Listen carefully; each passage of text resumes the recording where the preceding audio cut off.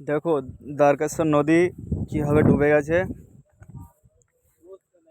জলের স্রোতটা পুরো পুরো প্রায় অনেক মানুষের ক্ষতি হয়ে গেছে, এত মানুষের ক্ষতি হয়েছে সীমার বাইরে। দেখতে পাচ্ছ সেই নদী, এই নদী আজকে সেই তলিয়ে গেছে নদী, আরামবাগ জলের তলায়।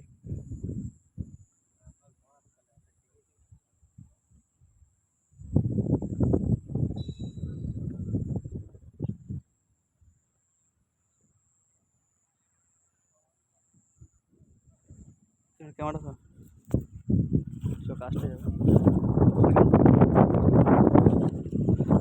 দেখা যাক কালকে যে কি অবস্থা হয়।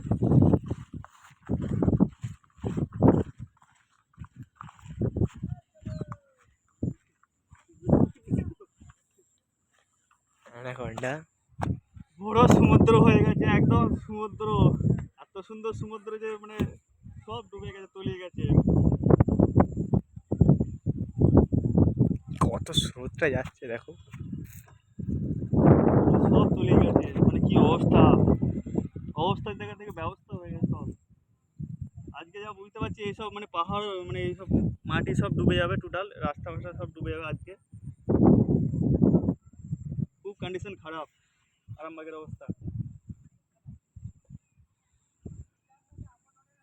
এই গাছটা কতটা ডুবে গেছে।